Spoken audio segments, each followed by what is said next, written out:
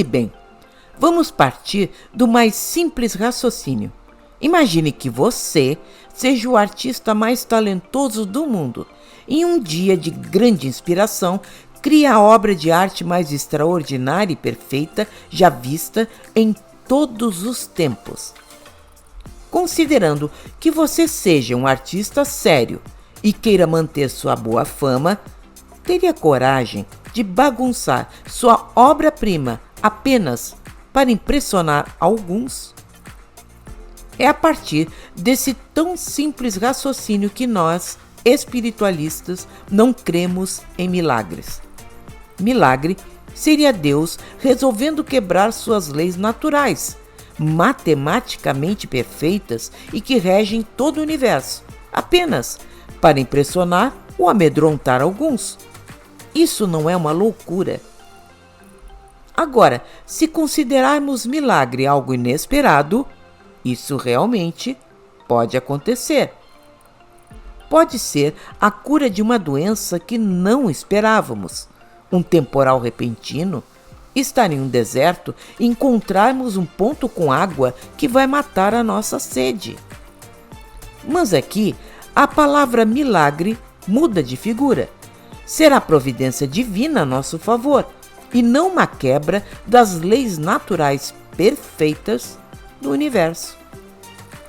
Milagre será algo figurado, quase poético, para expressar nossa surpresa, significando que Deus escutou nossas preces e chegou ao nosso socorro quando menos esperávamos.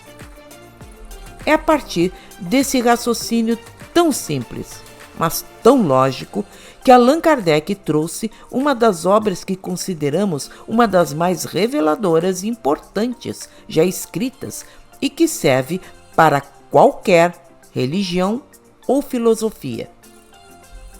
A Gênese, em seu capítulo 13, no longínquo ano de 1868, e que inspirou milhares de autores a partir de então.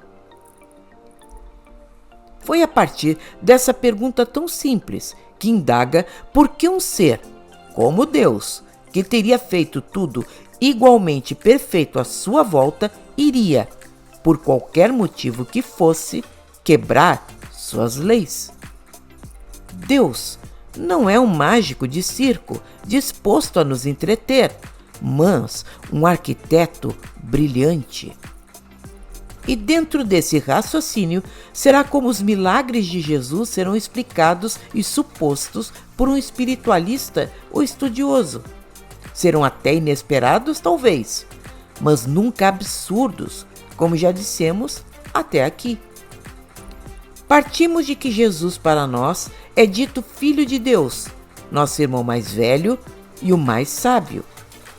Aquele que coordenou a criação do planeta desde quando era simples poeira cósmica no espaço, a comando do Criador e seu governador espiritual, tendo sido o maior médium possível que nosso planeta já recebeu. Jesus tinha todos os dons no nível mais alto possível e, naturalmente, não veio até nós para quebrar as leis divinas, mas usá-las a nosso favor, por compaixão. Assim, perde-se a imagem de Jesus como um mago, um ser que não pertence à humanidade. E tudo que cerca sua vida aconteceu dentro das leis naturais de Deus e que são comuns a todos nós. Jesus nasceu como toda criança. Cresceu, brincou, aprendeu um ofício com seu pai e, quando chegou o tempo para que iniciasse sua missão espiritual, ganhou o mundo. Sua vida é cercada de relatos fantásticos, coisa comum a todo espírito de luz, missionário que reencarna entre nós.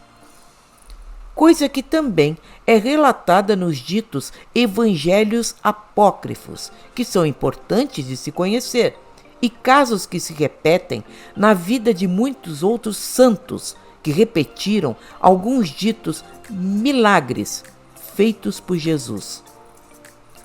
Dentro de todo esse raciocínio, veremos sobre a sua ressurreição, também baseado no capítulo 15 do mesmo livro que já citamos e que recomendamos muito sua leitura. Ressurreição é uma palavra de origem latina que quer dizer ressurgir e que para muitos é voltar à vida no mesmo corpo, após estando morto.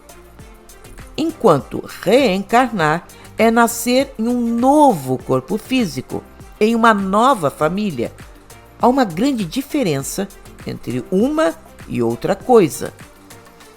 Mas voltar à vida após o corpo estar clinicamente morto é possível? Bem, somente na ficção de terror ou de zumbis, como já tínhamos falado em nosso vídeo 14. Pesquisas apontam que apenas 12 horas após a morte já começa a decomposição, sendo tudo muito rápido e irreparável após iniciar esse processo. Diferentemente do ataque de uma doença chamada catalepsia, onde a pessoa aparenta estar morta e de repente acorda, coisa que se suspeita ter acontecido com São Lázaro, Jesus tinha sido crucificado, foi cravado com uma lança e estava realmente morto. Então, o que aconteceu? Em Mateus 27, Jesus já tinha prometido que no terceiro dia após sua morte reapareceria. Os sacerdotes e fariseus estavam em pânico, bem preocupados com isso, e pediam ao governador romano Pilatos providências. Pilatos teria ordenado aos guardas do templo que ficassem de ronda na porta do túmulo para ter a certeza de que isso não aconteceria. Ninguém sabe ao certo, mas fato é que o corpo de Jesus sumiu do túmulo, tendo os guardas dito que teriam dormido naquela noite. Como assim? Seu corpo teria sido roubado pelos fariseus, preocupados com uma aparição física, já que naqueles tempos havia muita desinformação? Foi destruído? Subornar os guardas e roubar o cadáver? Ou foram os fariseus? Como saber? O que se sabe é que o corpo de Jesus sumiu. Os evangelistas contam que no momento da morte de Jesus houve um grande terremoto e muitos mortos teriam ressuscitado naquele instante e foram andar pela cidade. Portanto, Jesus não foi um caso isolado nessa ocasião. Um anjo luminoso desceu dos céus, removeu a pedra do sepulcro e sentou sobre ela, apavorando os guardas. Avisou as mulheres que tinham ido visitar o corpo para untá-lo com óleos, conforme suas tradições, que Jesus apareceria aos discípulos na Galileia. A aparição de Jesus a Madalena, aos 2 discípulos que iam a Emaús, aos 11 discípulos em sua ceia e a descrença de São Tomé, conhecemos bem essa história.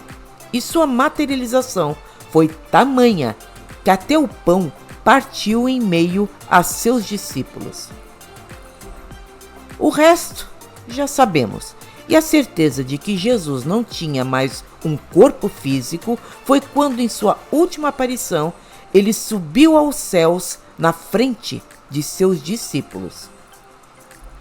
Assim, ressuscitar toma um outro sentido para nós. Primeiro, é a certeza da sobrevivência da alma após a nossa morte.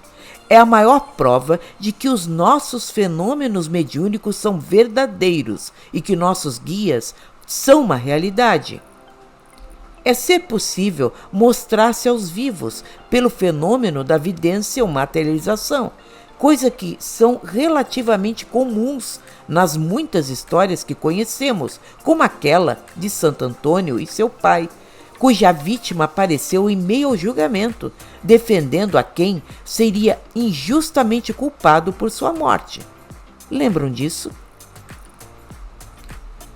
Deus não quebra suas leis materiais e espirituais, que são perfeitas, mas Jesus sendo o maior médium que esse mundo já teve, era capaz de usá-las todas em nome da compaixão, da caridade e da fé, de forma incomum, já que foi o espírito mais evoluído que um dia nasceu nesse planeta.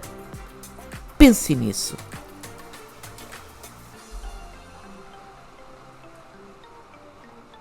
Gostou? Dê like e compartilhe em suas redes sociais. Toda semana um vídeo sensacional feito com carinho para você. Até a próxima!